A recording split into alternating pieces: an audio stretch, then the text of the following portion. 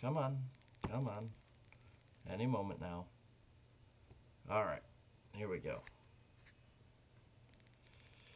Oh, whenever anyone wants to let me know if I'm live, just let me know.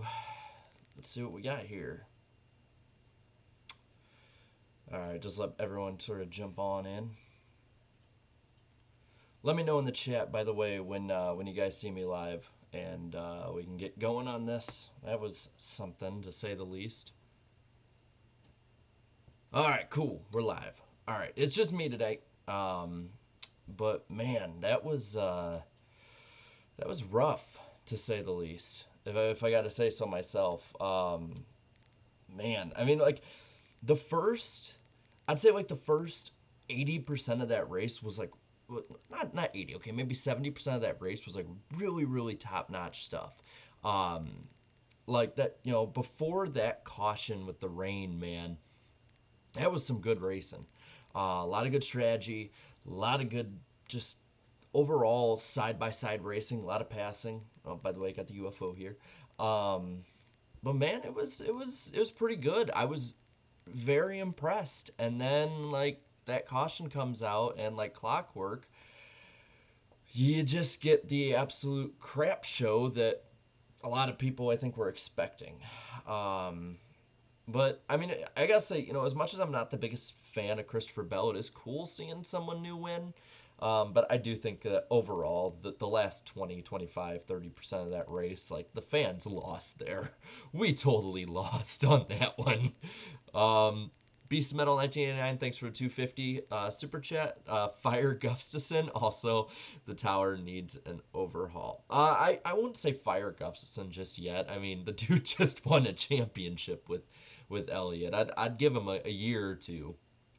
Uh, Bad calls can happen. But I mean, at the same time, if NASCAR doesn't throw out a BS rain caution for entertainment, Elliott gets that win no problem. I mean, I don't see Bell chasing him down there. I really think, I think that Elliott wins. I think Elliott still has a shot if Hamlin doesn't get into the back of him, but I think that was a racing deal. I don't see any ill will on that one, to be completely honest with you. But yeah, fans lost regardless. It was like an 8 out of 10 race, I'd say, for that first bit until the rain hit, or the rain caution, I should say, because it really wasn't that much rain. Um, Man, but after that, after they threw that BS caution, that was like a 4 out of 10 race at best. I know a lot of fans are probably pretty happy that Bell at least beat Logano. Um, but I'd say, like, I put it on Twitter. I'm like, no matter who won, we all lost that. By the way, lick that like button. We got 232 watching right now, but only 47 likes. So get a lick on that like button here. We're about 3 minutes in. I'll probably stay on for about a half hour. Kind of what I did after the 500 last week. I think I'll make this sort of a weekly thing. Just a little short thing, have some fun. Um, Especially since I wasn't able to upload it all this week because of I got stranded down south due to that snowstorm. We got stranded down in Chattanooga, and then you can probably tell I'm a little nasally. Just wasn't feeling too hot. Not the Rona. I'm all good there. But it was not a fun trip back up, cause seeing how it took about a week. Um, but man, there was a lot of good stuff to talk about in this one. I mean, the stages had, in my opinion, the first two stages were perfect in the regards that they had great racing. Also, if you hear any sound, that's the UFO.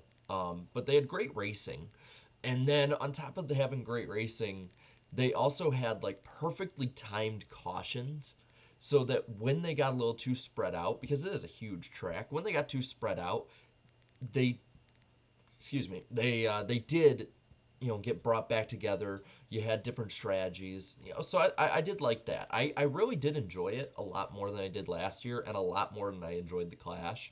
Um, I'm still not sold on it by any means. I think that I'm still not sold on the road course overall. I don't know if they're going to use that next year or not, but we'll see. Um, but man, like I said, I was entertained, and there was a lot of comers and goers too. So, one second. Thank you, Alex, for the $5 super chat. Says gonna call it two first time winners. Reddick's gonna get revenge on Homestead and get three first time winners in a row. That would be really cool. I think he is someone who can be up front there. It's all a matter of how they race with the 550 package. Depends, I think we'd have to look at who was hot on the mile and a halfs towards the second half of last season. The RCR cars were pretty fast there, so I wouldn't put it past him. Um, let's see. I'm gonna look in the chat too with this. We're just gonna have a little kind of laid back post race stream. But man, Keselowski, um, and Kurt Busch both, they had like some of the most up and down days, I'd say, of anybody.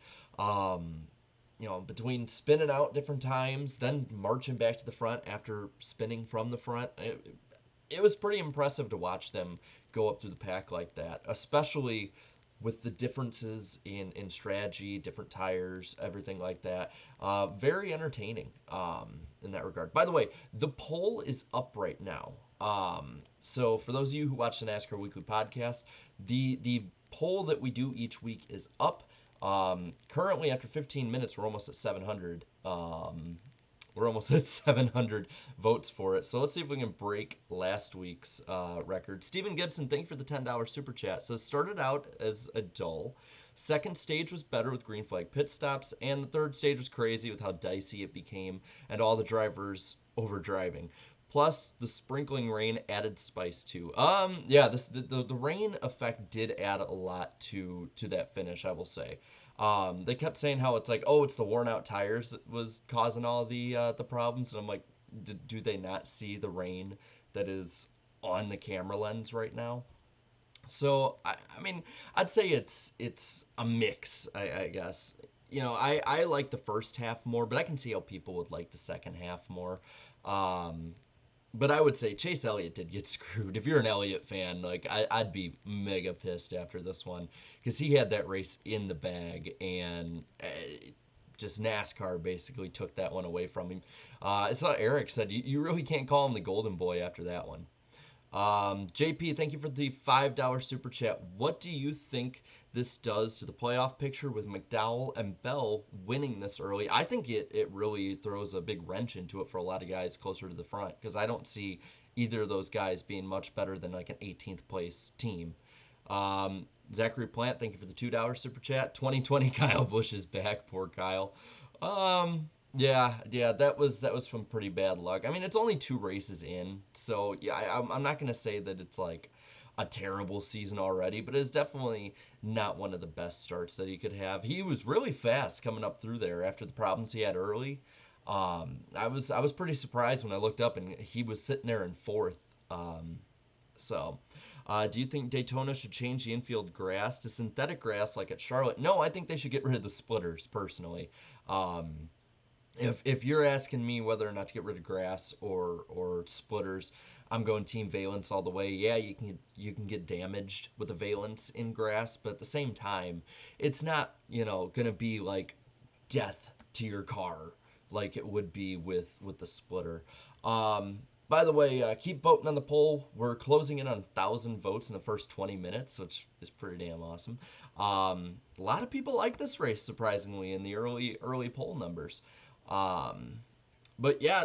So yeah, I believe as you're saying in the chat, Toyota swept the weekend, if I'm not mistaken. Which I remember, I think it was Friday. Was it Bodine that had said that the Toyotas were going to be really fast, both in the truck race and just overall? And he called the shot, man. I mean, I know he's a big Toyota guy. He raced Toyota a lot when he was racing in trucks, but still, I mean, he called it, and it was a pretty good call. I think at one point JGR was like 1-3-4-5 or something. I mean, they were all very competitive in this race. So that's pretty good signs for the 750 package. The JGR cars look to have it figured out. So did Kurt Busch. So did Chase Elliott. Bowman very, very quietly. Where is the poll? Go on my community tab. And it will be the first post I have on there. It just says, "What do you think of the 2021 O'Reilly Auto Parts 253?" Very odd naming. And just to say, good or great, good, average, below average, bad. Just pick from one of those five, and hey, leave some comments for the podcast this week, which is on Danny B Talks channel, by the way. May have a pretty good guess for that one. So I'd make sure to subscribe to him too. But yeah, go to the community tab. It should be the first one on there. We're currently at almost 900 votes in 18 minutes. Another part of that race that I really liked was, like, I talked about it a bit earlier, but it's just that the drivers looked out of control that whole race, man. I mean, they looked like they were holding on for dear life, which is a lot better than we had last August when we had the first race here. And I think it looked a lot better than the race in the Clash, honestly. I mean, I know that they were having a bit of a harder time in the Clash keeping on to it, holding on to it. But I really enjoyed seeing these drivers slip and slide around like they were on an ice rink. Um, and it was something that I've missed from the past couple years. These drivers have had the cars plastered down onto the track these past couple years at the intermediates. So it was really nice to see them just basically be like old NASCAR races and be sliding around and not really be as as much of an intermediate race as last year's race seemed to be. Um, Yes, yeah, JC. Chase's save there was pretty damn good when he got put in the grass. I think like Corey LaJoy was to his right, but I think he was also like underneath two cars anyway. So it was pretty ballsy move overall, if I had to say so myself. But man, that was just the race overall, man. Like that last 20 laps, it reminded me of an NBA game. It was just rough. It was absolutely rough. Yeah, and then Larson basically biffed himself going into the corner. I mean, that was. I think that was the rust showing a little bit. Plus, it was just. I mean, it's hard to drive on this course with the 750 package. Um, I give all of them a lot more credit than I think a lot of people do. That looked to be much more of a mentally demanding and maybe in a lot of ways physically demanding race than last year's was. Um, I'd say it's better than the Daytona 500, and me being at the 500 last week, I can attest to that part. Yeah, the last 20 laps were chaos, but maybe it's just my personal like bias here, but I'm just not crazy about those giant chaotic races. Um, I mean, they can be really good, and I like a certain amount of chaos, but at the same time, it's like there's a point where I think it goes overboard.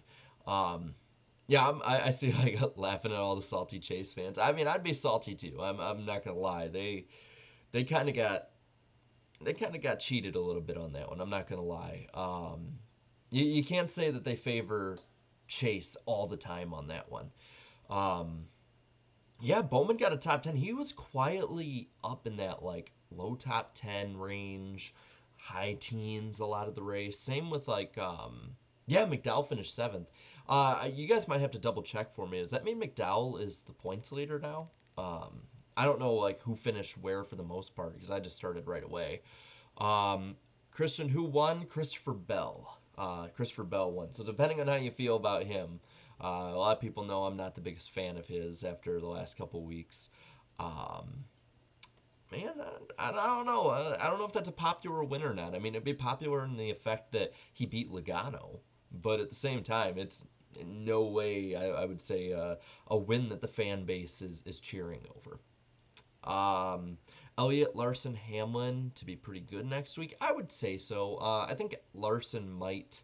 I think Larson might have a bit of struggle just due to the package that they're running. 550 for Larson. I don't think that that's something that's going to really help him excel as much as like a 750 would at this track or at Homestead, or especially a 900 horsepower package would. Let's see. Spin the UFO. I'll spin the UFO. If you super chat, spin the UFO. I will for sure see it. So if you really want me to, anyone in the chat, just letting you know that's your option right there.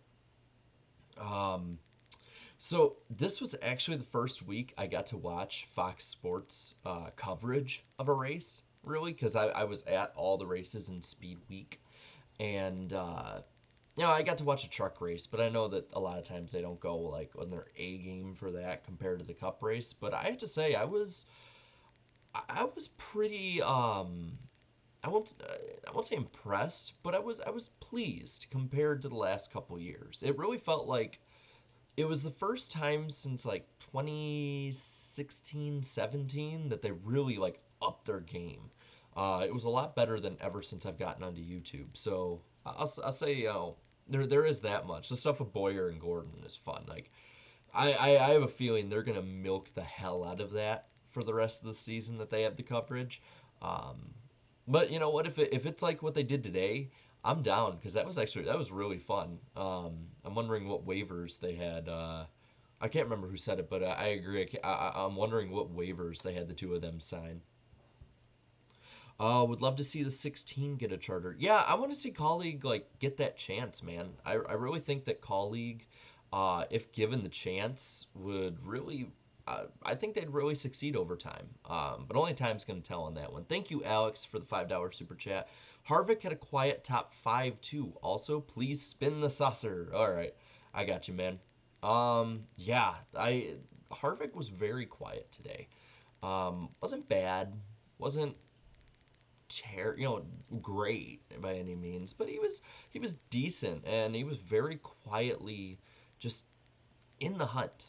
So it's definitely not the Kevin Harvick we were used to from last year by any means, but at the same time, it was it was kind of like Kevin Harvick was before he went to SHR, in my opinion. It really felt like a more RCR Harvick day.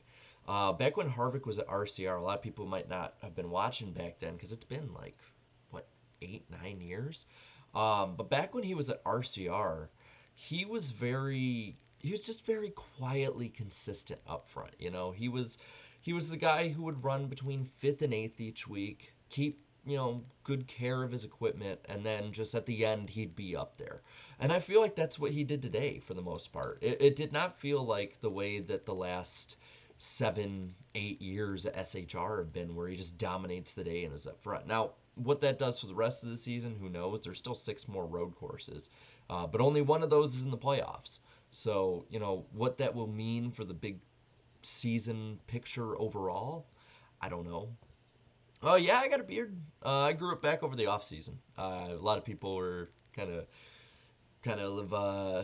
little thrown back by me going all clean shaven. Um, Thank you, Inside Uranus. I don't think I've seen you for a while, man. Good to see you back. Thanks for the $2 super chat. Says, show love to Quinn Houff. Top 40 finish, spin the UFO. I got you, man. Um, yeah, I'll just say, I was not surprised to see him finishing last when, because my local channel had some problems. So I was it was in and out for the first 13 laps or so. I'd see some, wouldn't see some, and it's just very inconsistent with the feed. But it got better, about the 13 lap mark or so. But I was not surprised. So thank you. I'm happy you appreciate my beard. Yeah, I was not surprised to see him sitting there in last. I'll just say that. I'll say it again. McDowell and Bell are in the playoffs. Yeah, that's gonna be. I think that's gonna be very interesting. Come, I'd say like July, June, July, August, especially when you look at some of these races like Pocono, Michigan. These are gonna be strategy races, and a lot of these teams are gonna probably be in that 11th to 18th range in points, and they're gonna normally would be in the hunt, but maybe these two people taking up these spots could take them out of it. I definitely think there's going to be more than a couple first time winners that we're maybe not expecting as the year goes on. Thank you, Jake Owens, for the $4.99 super chat. Said, I thought the race today was good. I have definitely seen worse shenanigans on a road course before today. Yeah, I agree. Totally agree. Oh, hi, Super Ninja from Brazil. Nice. I'm glad we're expanding the worldwide audience here. But good to see everybody in here. Yeah, Chase finishing 21st. That's got to be, especially after how dominant he was. That's got to be heartbreaking, man. Like I feel for y'all. I've been a junior fan and watched plate races where he is absolutely dominated, and just something happens in the last 10% of a race, and he ends up finishing 30th. So I feel for y'all. I know what y'all are going through. It's still 2020 KFB. Yeah, I mean the first little bit, yes, of this year, but again, there's still 34 races left. Chris Buescher finished 11th. Good strategy and all right car. Gregson got screwed last night. Yeah, yeah, a little bit there, just to say the least. No, those I gotta say, Ty Gibbs. I'll talk about him more on the podcast. We've had him on the show before, um, but man, that was impressive last night. Like, I got a lot of flack last year. I think a lot of us from the show did when we said that we thought Ty was going to be really big and that he might show out a little bit with his chance in Xfinity. And a lot of people really gave us a lot of crap, but I gotta say, one race in, man, gotta say, that's pretty good. That's a great start. Uh, what was the most surprising part of the race to me? I think NASCAR throwing a caution that screwed Chase Elliott. I honestly did not think they were going to do that. It made the race, I guess you could say it made the race more entertaining. And if that's their goal, then mission accomplished. But, excuse me, sorry about that. But I gotta say, like, almost blatantly screwing your most popular driver is, I don't think that's the greatest way to go about it, in my opinion. Unpopular opinion, I do not like Rovals, says Trent. I don't like this one, to be honest with you. I've never been a fan. I gave it a shot last year. I gave it a shot for these two races, but I hope it doesn't come back. Thank you, Alex, for the $5 super chat. Do you think this will be the first year since Winning You're In that we will have more than 16 winners? No, I don't think so yet. But I think we have the greatest chance. I'd say that, man, I'd say that 13 to 14 winners, I think, is very realistic. Um, I wouldn't be surprised if somebody gets the Talladega race. I wouldn't be surprised if one of these road course races goes to somebody random. Um, did anyone pick the correct winner on the podcast? No. No, we did not. Danny got the big brain move and picked Hamlin, while the rest of us picked Elliott, so he'll probably move up. Um, the chat, I will say, for those of you watching right now that watch the podcast, the chat is actually kicking all of our asses for the most part. At least I don't know how it'll be after this. I think maybe Danny will leapfrog him. But yeah, the chat is currently in the lead over yours truly. Um, Decker needs. I wouldn't. I'm not gonna go that far. She needs more seat time. That's for sure for Decker.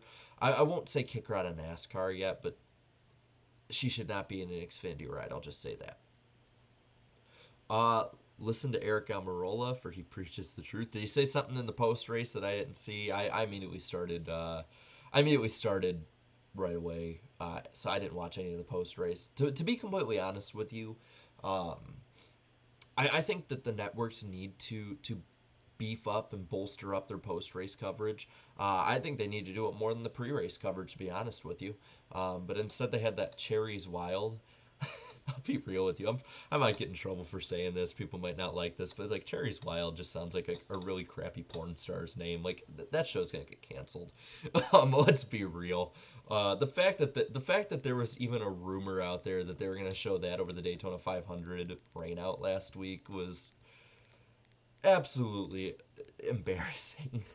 But by the way, lick that like button, y'all. Got 132 likes, 160 watching. I think we'll get we can get probably to 200 by the time I sign off here. Probably a half hour ish.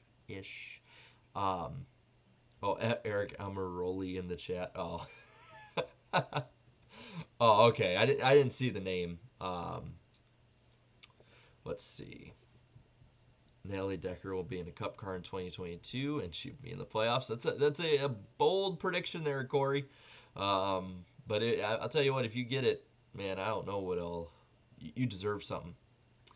You deserve a good prize if you predict that one. Larson finished 30th. Yeah, and especially that's disappointing too, um, because he had such a strong race. By the way, if I'm staring off this way, I'm not ignoring people. I'm just like focusing it on you guys in the chat. So LaJoy finished 31st. That sucks, man. There's a lot of people who there were a lot of comers and goers. So it's kind of sad that a lot of these guys that did really well um, got bad finishes. But that's just the name of the game at road courses. I'd say outside of super speedways, road courses are some of the biggest wild card races overall. Hendrick had a rough. Yeah, the Hendrick did have a rough day. But man, Byron and Larson and Bowman and Elliott, they all ran well. It's just the rain caution at the end screwed them. The crazy traffic screwed them. There was so much, man. Um, Smithley finished 27th. I don't know. I'd say that's a good day. But I don't know. I hate it here so much. What happened, Blue Jimmy? Like I wonder, Blue Jimmy, respond to me in the chat with this one. Who are you going for now that Jimmy's retired? Ty Gibbs is the next Dale Earnhardt Jr. I'm calling it. I mean, that would be a very successful career. I'm sure that people that focus only on family names and how people do like that won't say so, but that'd be a very good career to stack up to. Remember when Elliott punted LaJoy off the track? Elliott just got ran over and kicked in the nuts at the end. Do you think that Rick Ware Racing will pick up a win this year?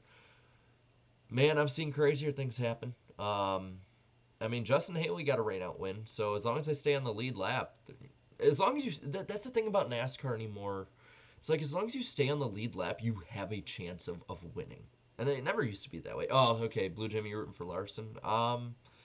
You got plenty of time this year for it to get better. Thank you, aka Dolphin. Says McDowell a dark horse. Also, what the hell happened to Cody Ware? I don't know, man. But Cody Ware got into a lot of people. I saw. Let's see. Even with a new driver, you're still screwed. Ah, man, it's not too bad. I'm not spamming, no simping. I'll tell you what, y'all are about as entertaining as the races get. Like that's one thing I love about streaming is like you guys are just entertaining as hell about it. Um, I think Chase. Let's see. I think Chase Elliott because he's awesome. Bills boy. What question were you answering there, Michael? Um, Ice. Remember the 2021 Daytona when they remember Dale? Yeah, yeah. I was there. It was a really really beautiful moment in person. I will say, as someone who's an Earnhardt fan, I'm very proud to have been a part of something like that, even if it was limited capacity. Um, I don't know if anyone said it. I don't know if I said it on the podcast this week, but that place was a little more than 30% full. I'm just telling you now. Um, but that's not. I don't have proof. You got tickets to go to the Glen. I think by August you should be able to. I see no reason why not, especially with some of the news coming out about herd immunity. Um, Thank you, Super Ninja 252 for the $2. Says I think Kansas Roval would be more fun than Daytona. I mean, I was saying that would be something that would be really entertaining and interesting to try. Um, give it a shot. If there's like one Roval that's like if there's you have the Charlotte Roval, but maybe if you have like a rotating Roval race, I think that'd be something really fun to try out. Each of the mile and a half tracks or like each track has like a roval race that they can add on at some point just to give it a shot, and we'll see which ones stick and which ones don't. But yeah, the road course at Kansas would be. I think that'd be worth a shot. Thank you, Jake Owens, for the $1.99. Our post race live streams going to be a thing now. I mean, I know Eric does his. I had planned to before the season anyway. I was going to do more pre-race ones when I'm at the track, but it just all depends on how the internet connection is with that. But I will be doing them after the race for probably 30 minutes to an hour, maybe hour and a half. Depends on how long it goes. Depends on what I have to talk about. But yeah, I think I'll do some more of these now. I like streaming. It's fun, man. To be completely honest, it's an easier way to get closer to you guys and see what you guys are thinking in real time. And I can give my real thoughts on the race, and then on the podcast can give my thoughts um, after I've had more time to sit on it, after I've watched maybe the race over again or something like that. But I kind of want to do it almost as like a time capsule. Um, I know we only need one Roval a year. Again, it's only an option. If people don't want it, sure, nope, no problem. I do find it funny that, especially, and I will find this even funnier if it rains at Homestead. I do find this funny that the one race that we want rain for, that rain would be funny as hell and just fun as hell to be like involved with, we don't get. Like, and when we do, like last year, it's lightning and thundering out. Um, Alfredo wins Rookie of the Year if Briscoe keeps running bad. Uh, Maybe. The jump from Xfinity to Cup, I think people don't realize how daunting that is for a new driver. So I wouldn't. I mean, I don't think that's going to happen, but I wouldn't be surprised if. I wouldn't be surprised if Briscoe suffers a little more for it. Thank you, Dislocation, for the 1999 super chat. Beebo Bop Beep. Are you doing like an impression of Mr. Krabs in that one SpongeBob episode where SpongeBob thinks he's a robot? Um, or did I just like walk into a meme there? We'll see. Either way, thank you for the super chat, man. I think the two stages. I think a two stages would be better. Um, if you mean like two stages overall, like one short one and a long one, I don't think that'd be a problem. Um, I'm not. I personally am not a fan of stage racing, but something needs to be done about the road courses, in my opinion. Like you need to either let them go green with the stages, like people have been asking, but that goes against everything that Fox and NBC wanted for the stages. They wanted the commercial breaks.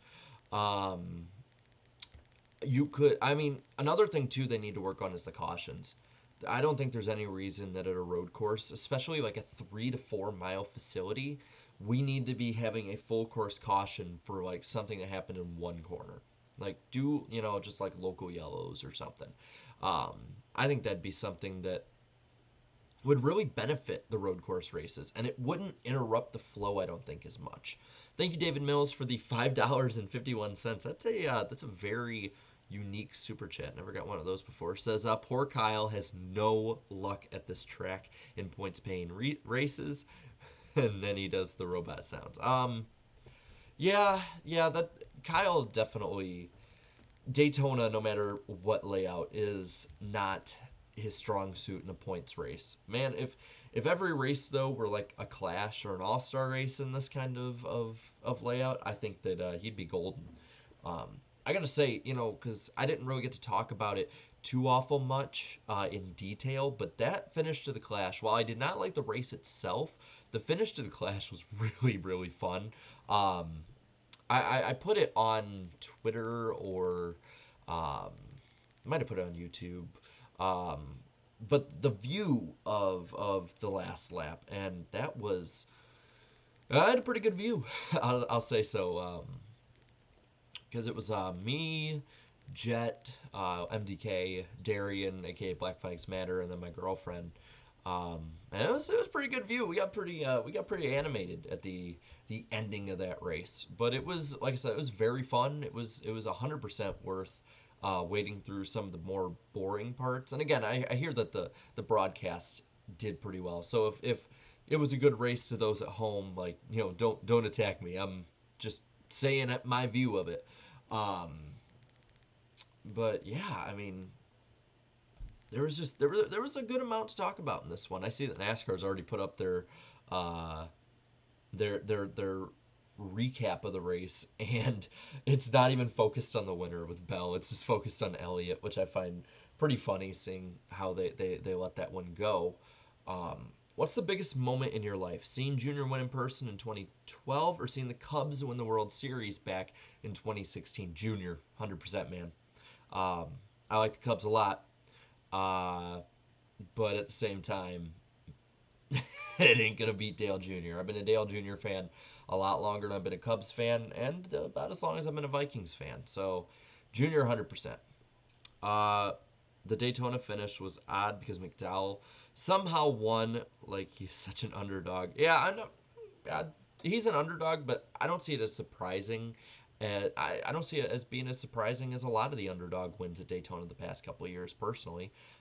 He has been up front in this package a lot.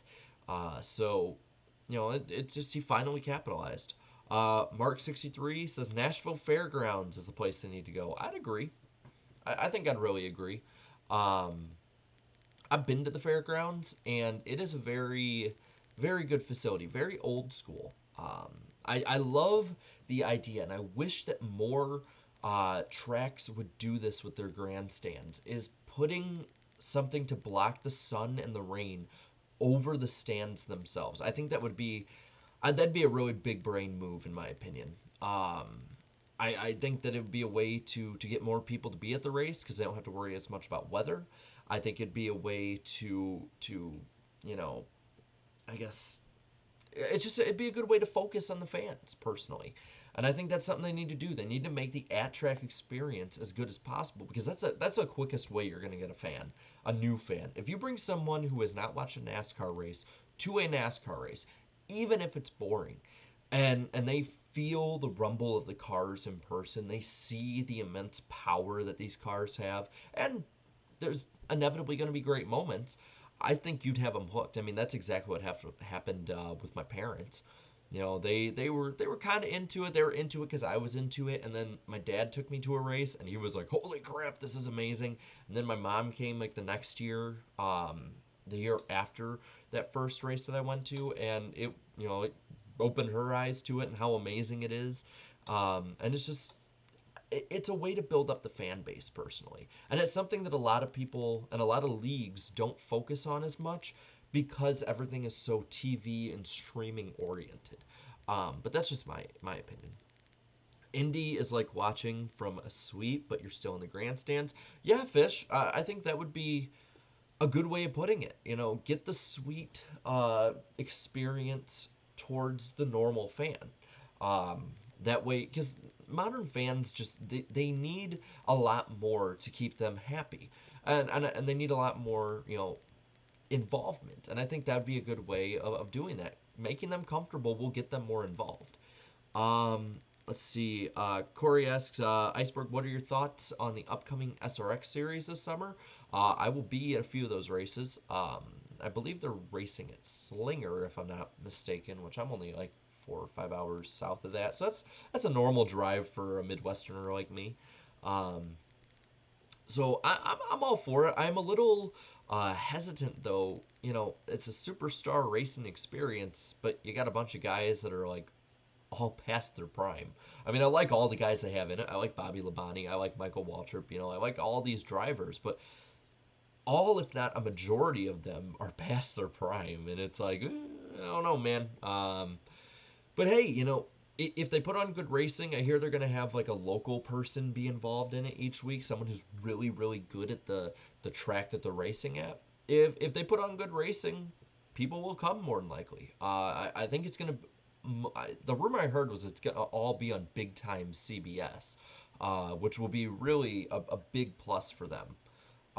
Inside Uranus, thanks for $2 super chat. Build retractable roofs on tracks. Spin the UFO. Spinning it, my friend. Um, I don't know about retractable roofs, but I think you could probably. I mean, one way or another, if you can make a proper ventilation system so that your fans and drivers and everybody inside won't suffocate, that could be some sort of option. I think that there needs to be something that can protect from the weather. This whole having to wait because it would help also for the networks being in prime time, because a lot of them want to start at 3-4 o'clock for some god awful reason. Alex, thank you for the $5 super chat. SRX is at Slinger the week after Road America. Gonna be a fun couple weeks. It'll be fun for me because I'm then seeing that. I mean, I have a excuse me. I'm a little I had a drink for not alcoholic drink, but just a fizzy drink before coming on here. But yeah, I actually have a schedule right here. Um, yeah, I would say that's gonna be a fun few weekends. I might go to Atlanta that week. I might just like go full crazy mode and go down to Atlanta after being at Slinger. I don't know. I'll have to see how that goes. I know a lot of us are talking about a few YouTubers are talking about going to Slinger that weekend, and a few of them are also talking about maybe staying up there the week before for the 4th of July in Road America. I mean, they won't be postponed to rain, and it generally doesn't rain that part of the summer. At least, you know, in the afternoons too much. It can, but it should be pretty good. If anyone knows like this general region of Wisconsin, Illinois weather, like it'll be me. And I don't think that we're gonna have too many hangups, but I wouldn't mind a rain race and then go back down south to our house and have some fireworks. I think that'd be pretty fun, especially if we get a few other YouTubers coming. If that does happen, you heard it here first. Um, but yeah, that'd be an excellent couple of weeks of racing for Midwest race fans, and that's something that people focus in the South and the Southeast, and rightfully so. That's where the majority of NASCAR fans are at, and the majority of the majority of your potential audience is at. But at the same time, and it's also again where your sport grew up. But the Midwest really is kind of underrated for their racing following. I mean, you look at how many drivers have come up through there or raced in the Midwest at different times. You got Paul Menard, the Menard family, Matt Kenseth. Mark Martin raced up, just about a mile away from me at the Rockford Speedway. So the Midwest definitely has a very strong cult following for auto racing, and I think it would be a really good thing to pick up an opportunity with. Thank you, Gavin, for the $2 super chat. What EA fantasy track would you like to have in real life? I like Dockside and the UPS Speedway. Old Spice is pretty good. The road courses they had as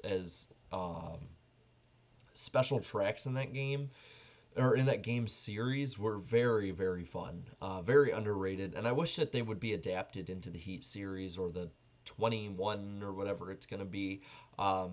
Really, I have high hopes for those games, man.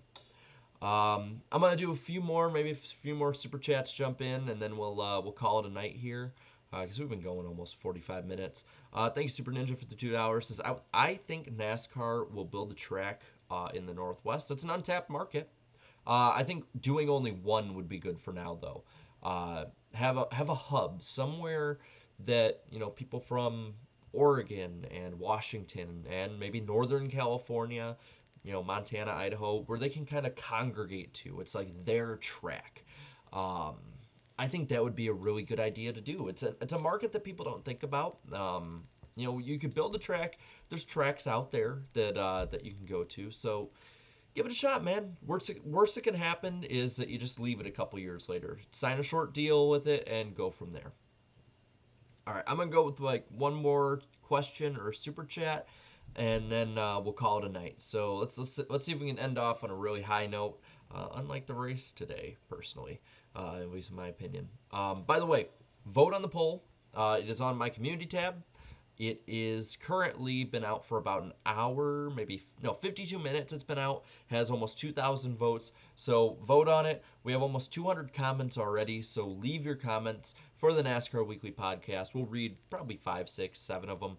Also, if you want to, basically have a question personally answered on the NASCAR Weekly Podcast, I'm going to leave a email in the chat, weeklypodcastguest@gmail.com. It is not an invitation to be on the podcast, but it's instead though a way that your question can be answered on there. if you want to leave a question for the mailbag, go for it, and we will hopefully we can read your question. Again, no requests to be guests. That's you're just gonna get ignored. The message will be deleted, and you can try again some other time, or with a legit question. But here you go. Weekly podcast guest at gmail.com. Leave your questions there if you want to be in the mailbag section. How good do you think the Nashville Super Speedway race will be? I think it'll be a lot better than people think. Personally, I think this track's getting too much hate. I think that with the 750 horsepower package, I think that it's going to offer some really good racing. And I think that we're going to see, I won't say a great race, but I think we're going to see a very respectable race for, the inaugural race there. I think we're going to see a great event in the sense that you're going to see a community that really doesn't get the love that it deserves. The Nashville area is a growing area, and I think that, even though it's in Lebanon, about 40 minutes away, I think it'll be a still pretty fun race to be a part of, to be at. I'm going to be at it, already got tickets ready. So if you're going out there, say hi. I can't wait to see people out there. It was really fun seeing people at Daytona this past week at the flea market. Yes, I got glasses on today. I'll have my contacts back on. I'm resting. It was a lot more of a rough trip than I thought it'd be. Yeah, Anthony, Skull Vikings. Yes. Hopefully we can get above the 7-9 mark this year. Zimmer's just got to adapt better. As far as the Midwest thing, ARCA actually started out as a Midwest series. Yes, and I think that there needs to be a bit of, I won't say like a Midwest series, because I think that NASCAR overall and lower series overall, it's too much of a niche following now. But I think there needs to be some spotlights on the Midwest. Inside Uranus, thank you for the $2 super chat. What is your favorite pie? I could be very inappropriate with this one, but I'm just gonna go and say pumpkin. I love pumpkin pie. I love homemade pumpkin pie from my family on Thanksgiving and Christmas. I love it. It's like a croissant. It's got the crust. But yeah, just join what we're talking about. Just talking about the race, talking about Nashville. If y'all want, I see a lot more of y'all jumping in here. If y'all want, I can show you a few of the things I got at the flea market down in Daytona. If you want, we can go a couple more minutes, get to the hour mark or whatnot. Click that like button if you're just jumping in here right now. We're just having fun. Honestly, that's just the whole point that I'm going to be doing to these streams. Just going to have a lot of fun. Talk about the race, talk about what's going on, and just chill. That's what I like doing with these streams, just chilling. By the way, this week we will be doing another BS stream, I think, at some point. Not sure when, and if not, it's due to stuff behind the scenes. Got a lot of good stuff coming up, both with myself personally and the podcast.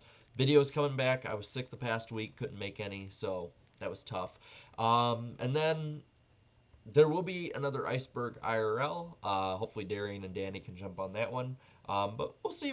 Maybe we'll get a few more people in on that one. Have some fun discussions. I'd love to get Slap in on one of them. I'd love to get him and MDK together on one of them. If you watched the post-race stream from the 500 this past week, you'll understand what I'm saying. But yeah, I can get one of the ones from the flea market. So this is one that caught my eye right here.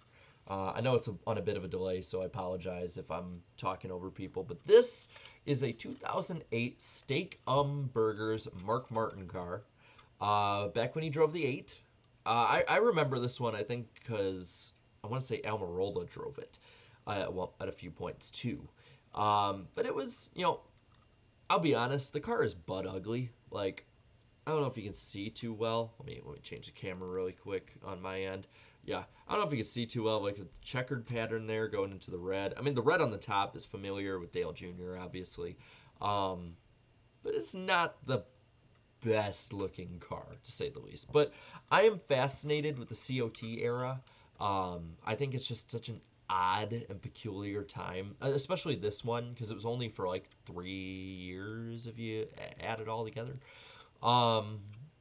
But I saw this and I'm like, man, this is one that I don't see often. I'm gonna get it. So that was one right there. As I freaking bang it against the the mic. The price, I got it for 20 bucks. I got like $500-600 worth of stuff for like 130. It was really nice. I got this one here, Jerry Nadeau 25 car, back when he drove for Hendrick. Let me make sure that the camera's looking all good here. Yeah. This one I saw, I think I got this one for $2. I'm not mistaken. The flea market at the races and those tent vendors, very affordable, man. Very affordable. If you're a race fan, you're looking for some old racing memorabilia, like you want to just amp up your collection, that's the place to go, man. Perfect place to go. They have some of the weirdest stuff, like this one right here. This is a Tim Flock car. Hold on, let me see if I can show you. Yeah, number 300, Tim Flock car.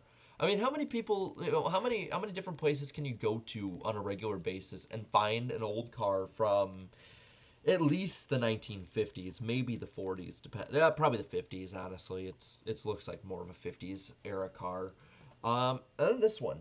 This one I actually had when I was like 7, and I was surprised to find it. I had lost it a long time ago. But this right here is a Jimmy Johnson number 92 Excedrin car. I had this when I was really young, and I think I lost it on like a vacation or something. I think we were like in Tennessee or Florida or something. Like I said, I was young, but I'm glad I found it because that's one that I really was missing. And then, hold on, I got a few other diecasts right here. I'll be right back. I'll show you, but I'm pretty excited about these. I'll be real. Let's see. Oh, here we got two. Okay. All right. So these two were, one of them was one that I, as a junior fan, I've always wanted. Oh, thank you, Alex, for the $5 super chat. Says, I just ordered a Jeff Gordon 2015 Martinsville 124 and Chase Elliott Phoenix 124. I assume from last year, is on the way. Congrats, man. Those are some damn good ones. I'm jealous. I wish I would have got the Jeff Gordon one, having been at the race. I'm assuming it costs a lot now. But I could be wrong. But man, good pickup. So this one here is a pickup that I was pretty happy with. God bless it, I'm red. But this is Dale Jr.'s, I believe, 2005. Could be 2004. I'll be real. I'm very fuzzy on his Busch Series cars in the mid-2000s. But the KFC car, I always liked this one growing up. I always thought that it looked just clean and good overall. So when I saw this one, I was like, man, I got to get it. This one was, I want to say, around 15 bucks. It was surprisingly cheap for a Dale Jr. car that age. But I'm telling you now, for those of you at home who are either Junior fans or looking to like get a few Dale Jr. diecasts, outside of his major wins, his diecasts and his memorabilia are surprisingly going for cheaper. I've noticed this with a lot of drivers that retire, is like the year they retire and right after. Oh yeah, I got the 05 Chicagoland win car too, Baseball Addict. That's a good one. But yeah, this one actually. Now that I think about it, I have both the 124 and the 164. But this, I'm assuming this is the one you're talking about. That's his Chicagoland win in 2005. That's actually the first win I got to see him have as a Dale Jr. fan. Oh, hey, Claudia. I made Danny put back the KFC car because we didn't have enough room in the suitcase. Well, thank you. Thank you. I love it. It's so clean. Hold on. I keep having to go back and forth between OBS and YouTube. It's so clean. It's very, very bright. It's hard to get with the white balance and everything, but it's just there's not very many contingencies all over it. The red is just on the top is very clean. I love the clean look of it. Let's see what else we got here. Yep, 05 Chicagoland. It is an awesome one. And then this one here I saw this one, and I remember Darian did a video on this one. and it's Kyle Busch's first start diecast. When he was in the '84 CarQuest car. Now it might not be first start, but I know it was first stint in 2004, and it's basically just a reverse 48. Um, but this one is a very good one too. It has the rookie stripes on the back. Just very, again, a very crisp and clean car, and that's what I really enjoyed about the mid to early 2000s is they were very clean with the paint schemes they had and the diecast, like the detail in the diecasts. I mean, I know they're still good now, but back then were very, very good, especially for the time they had. I mean, they even have the grill right here. I don't know if you can see too hot on it, but they have the grill right here, like actual metal on it. And so that was always really nice to see. And what's cool about these old ones, a lot of them, especially when people like make them custom, is that you can like blow into the grill, for instance, and the air will go through like it's an actual car. And I always found that really cool as a little kid. It probably looked incredibly weird or whatever, but it was cool at the time. And then one last smaller one that I got.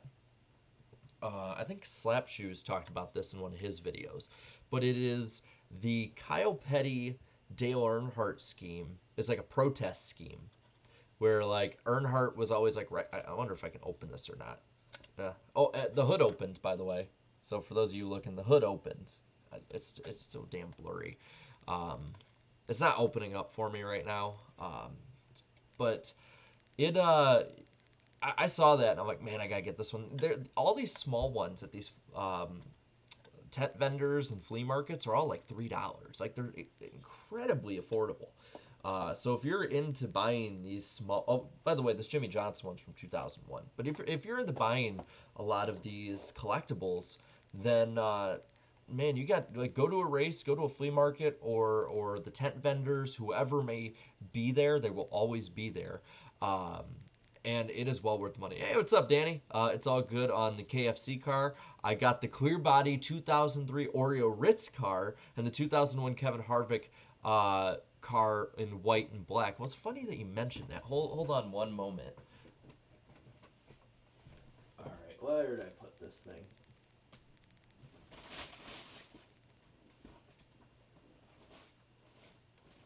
I can't find where I put it, but I did get that one. I don't know where I put it. I'll be real. I got home and I just put everything down and like collapsed on the couch. Thank you, Alex, for the $5 super chat. Man, I give you credit, dude. You've been like the star of the night with super chats. I appreciate it a lot.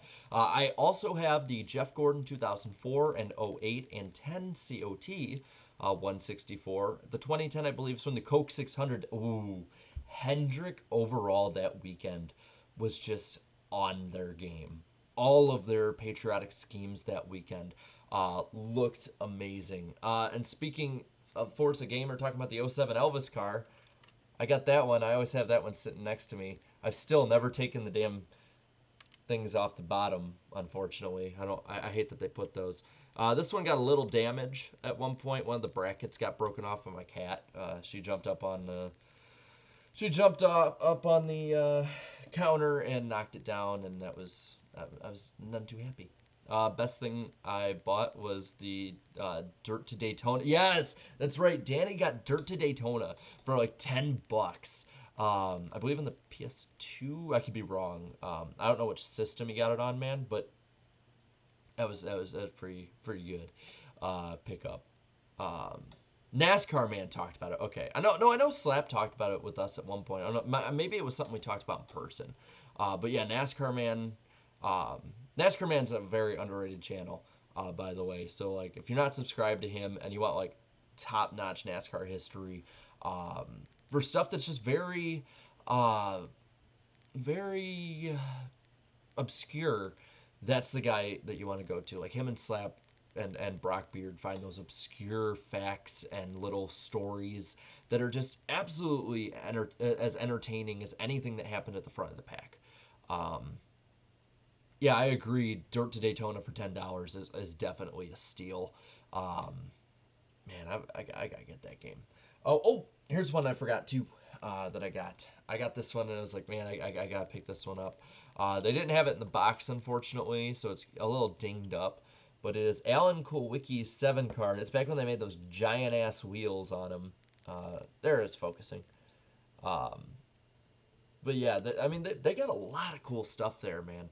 A lot of cool stuff. A lot of stuff that like any NASCAR fan would walk in there and they'd be like, they wouldn't know what to do. There is too much in there to know what to do with.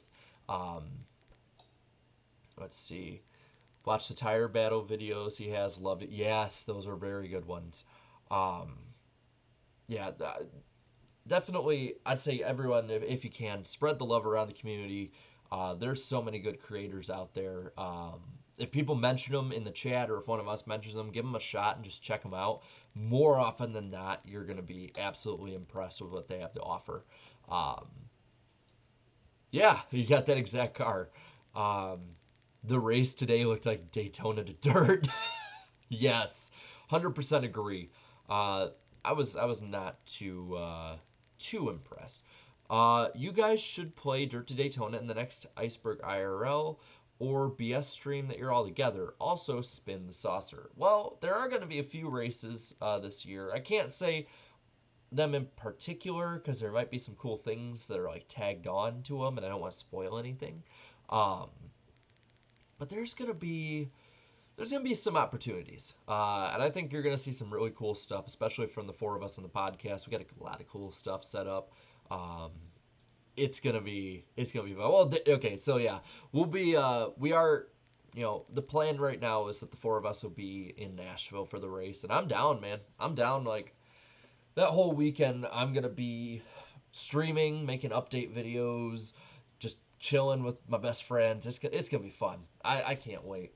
If you can probably tell, like I got a little congestion going, but it has not dampened my demeanor at all, man. I'm ready. This season, it's starting off a lot like 2020 in the sense of the restrictions and um, everything not being normal. I'm not gonna go off and say it's the best season ever yet, like Fox is doing. You could tell that advertising was totally set for the next gen car and the next gen era, and they had to. They did it. I'll admit they did a very good job of adapting it to the way that 2021 ended up turning out. But I'd say I'm pretty excited for this year. Um, yeah, it does suck that Chase couldn't have got the 5 road course wins in a row, but it wasn't meant to be, unfortunately. I won't say that it happened cleanly by any means, um, but at the same time, gives him another opportunity to start a new streak. He still is the most dominant and best of the drivers out there on road courses. So I wouldn't take that away of anything he's going to be doing in the next 6 road course races this year, especially at Coda and Road America. Like, I think it'll be pretty good. Iceberg, what do you think of the 2013 set to 2017 Chevy SS or the today Camaro? So I am in the minority on this one. I fully understand that, and I understand why people like the Camaro better. But for some reason, I like the old Chevy SS better. I think it looks more personally, it looks more aesthetically pleasing to me. It looks more like I think a NASCAR race car should look. It looks, very just clean. I like clean looking cars for the most part. Um, it reminds me in a lot of ways of the old big nose super speedway packages. Um, yeah, he can recover his streak this year and tie Gordon by the end of the year. So it's not the end of the world for Elliott fans. Um, I don't think it'd be any excuse for Elliott fans to be too toxic. It's only 2 races in. He's the top dog at Hendrick. It's going to be a pretty good year for Elliott, I think. Like, I don't see him missing the playoffs. If he does, you can clip that and send that to like poorly aged tweets or whatever. You have my full permission.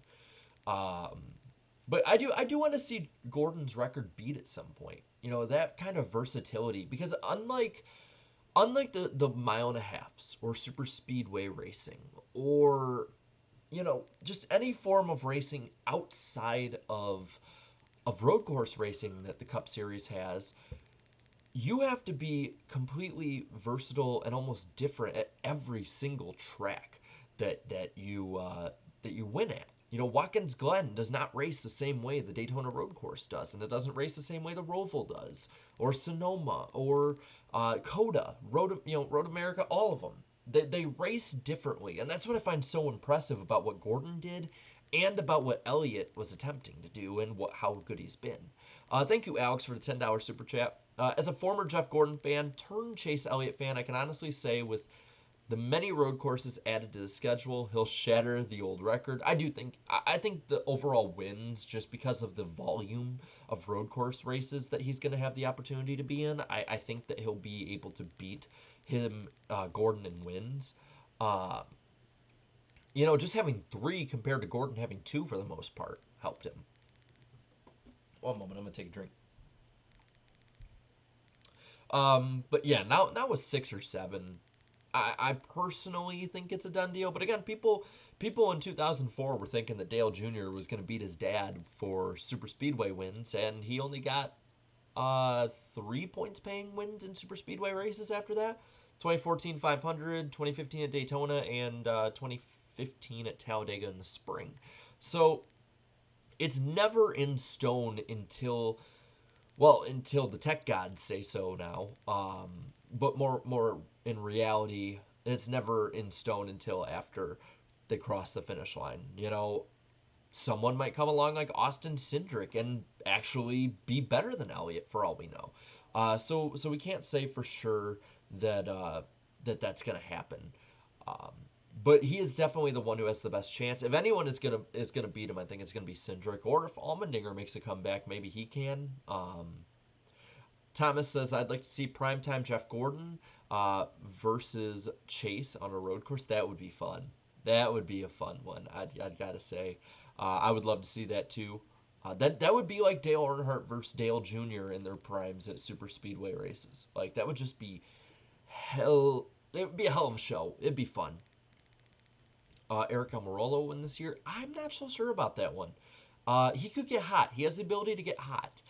But at the same time, he also is somebody who has been very cold, especially at the end of last year, start of last year. He had that like 10-week sprint, and part of that was when he was on with us on the show. So maybe he needs to come back on. Maybe we can help him out with the podcast luck. But in all seriousness, I don't think it's a guarantee. He's someone who I could see scoring a win every year or two, though. He has the equipment, but he's the number 2 guy at SHR now, and he's got to show out. I think he does have to show out. That Smithfield money will save him, though. So AJ still got it. He came home in 7th. Yeah, I see. I love watching AJ Allmendinger race. The aggression is fun. I know it can lead to stupid moments like the Xfinity race last night. But the aggression is fun to watch. And it's something that I think is missing from modern day NASCAR in a lot of ways. And the passion, too. The dude, you can never argue, especially how he celebrates, you can never argue the man's passion. Jesse says, hey, Jarrett, just got a Larson autographed late model diecast. Nice. That's nice pickup, man. I like that. Good on you. I want one. I'll have to get my own at some point. Thank you, Alex, for the $5 super chat. At the risk of making Danny B go crazy, Bowman has a great road course history too. He could also have a shot at the record. I don't think he'll break the record. I think the competition at the road courses is too high. But Bowman definitely, I think Bowman can definitely sneak in a win this year at the road courses. He's like I said, he has a pretty good track record at these tracks. So yeah, and then Edible Giraffe, thank you for the $5 super chat. I do have some 80s Mark Martin and Cale Yarborough diecasts. I'm looking to eventually get a Dale Sr. diecast. But I do have a Dale Jr. AMP COT. Well, so do I. I have a few of them, but I have his 2008 COT right here. If that's the one you're talking about, then I have the same one. If not, if it's like from '09. That's when they had the red numbers put on top, and then the green was moved down a bit. Or if it's 2010 to 2011, because I just got the 2011 one for Christmas. That's where they had like the old style where the top had the green and then the trim was green. One of my favorite paint schemes ever. It's a beautiful paint scheme. But I have that one too. But yeah, Dale Jr.'s got some really, really hot diecast, man. He is somebody, like, I mean, I'm pretty sure it was like in his contract when he showed up to HMS that he had to like have the final say on the color of the side skirts or something. Which I don't blame him, man. If I'm driving a race car, I want the thing to look good. Do you have a Mark Martin diecast? I have a few. I have a couple 164s actually. So in the background, you can't see too well there probably, but there's a line of die casts, just some random ones that couldn't fit with my old junior ones and other ones. But behind them, I have like 30 164s from 2006 and 7, and I made them into like a giant pack. And I have a Mark Martin one in there, AAA, and then I also have his AmeriQuest one, I think it is. It's red and blue, but I have that one back there too. So I do have a few Mark Martin ones. I might be buying a Mark Martin mural soon though. I'll keep you all updated on that one. By the way, we got a 185 watching. Lick that like button. Let's see if we can get like 225 or something. Lick that like button, y'all though. How do you think Homestead's gonna go next week? I'm not looking forward to it personally.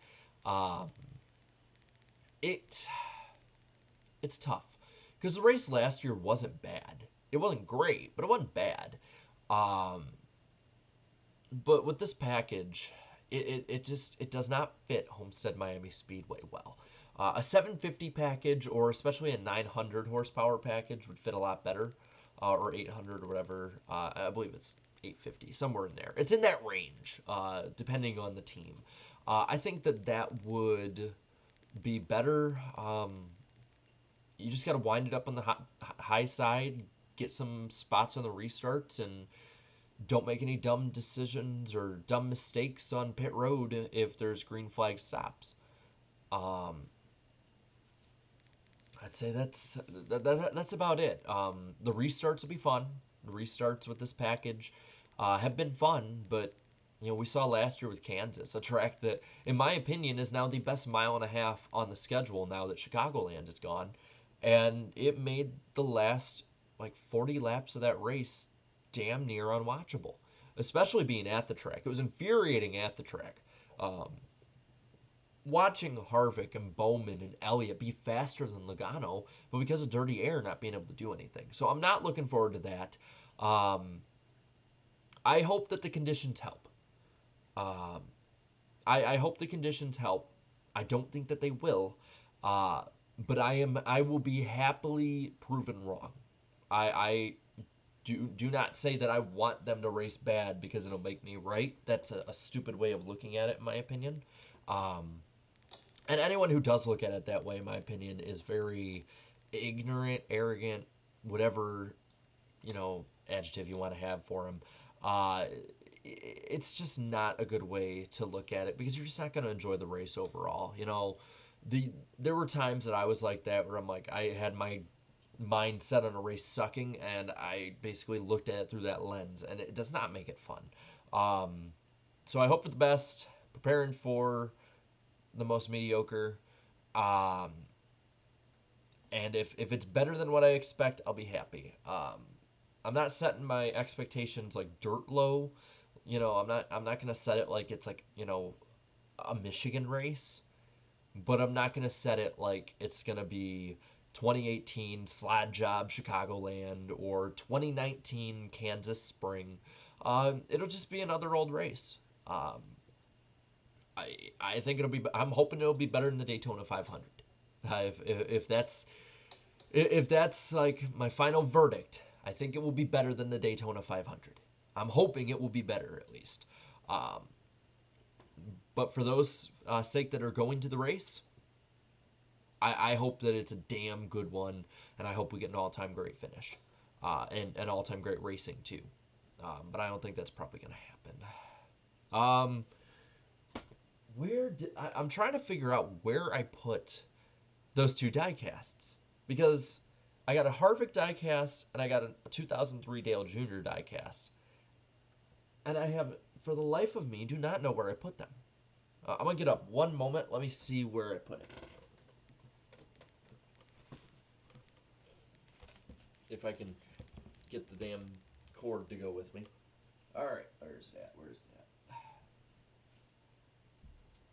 Oh, there. Here it is. All right, here we go. Got him.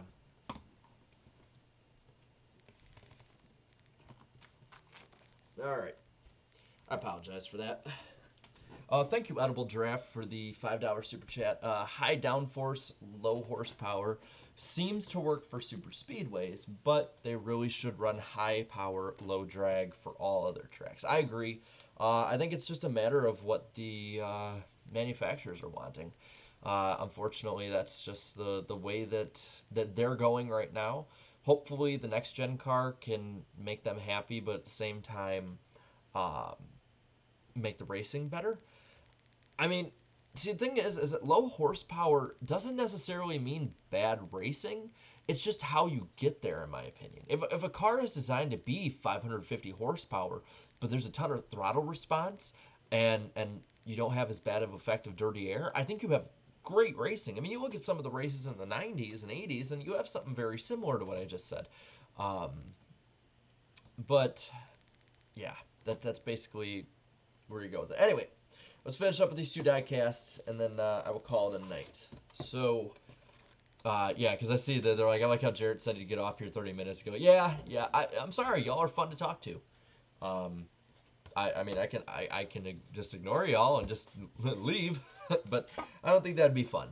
So this one I got here is, I believe, 2003, his Daytona winner, right here for Dale Earnhardt Jr. And what I love about that is just that the yellow red mixing together, like that orangish. It's a beautiful looking car. I did a video recently and I actually put in a clip of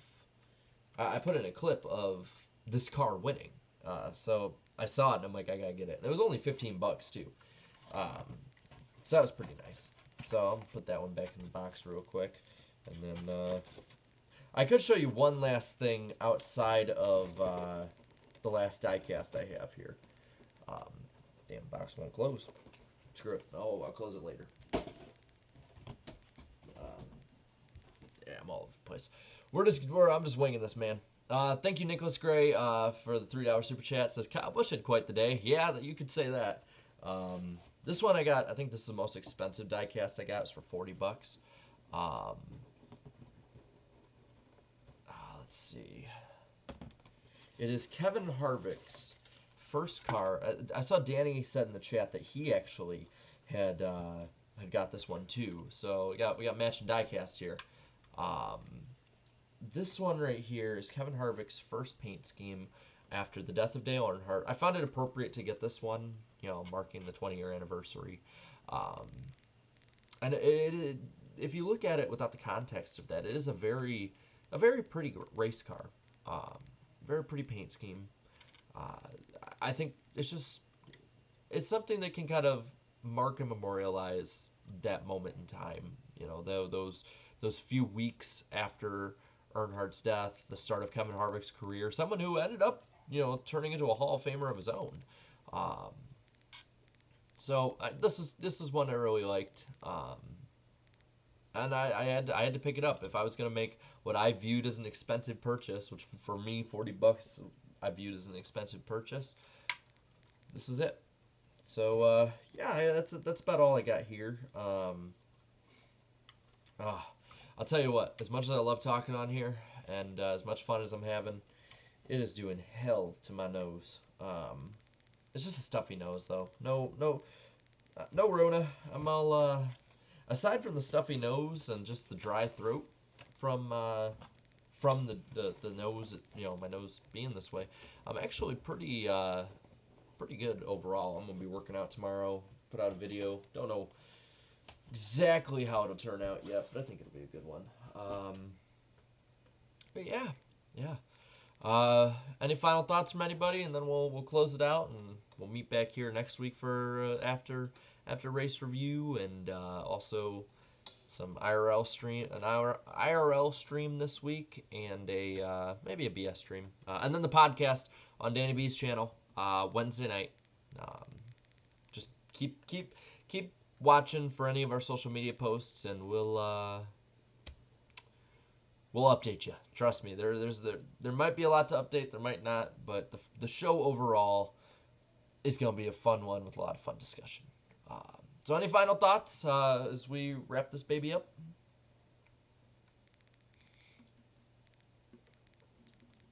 Ooh, got Mark Martin 2005 diecast. Nice. I like your red 88 hidden on the side throwback to the. Oh yeah. I love that card too. Yeah, this is an absolute. Well, I didn't think the stream was an absolute mess. I think it was just the race itself was. It set the tone. But all right, I think we'll call it a night, and yeah, we'll be streaming later for sure. We'll be streaming later. I think I accidentally turned the mic down a little bit. Um, we'll be streaming later in the week. It'll be a fun one. So yeah, I think we're gonna call it a night. Thank you guys so much for watching. Keep an eye out this week. We're gonna have some fun stuff on the channel. Fun podcast this week, and just leading up to Miami. Gonna be a fun year overall. Gonna be a lot more of this kind of stuff. So until next time, bye bye.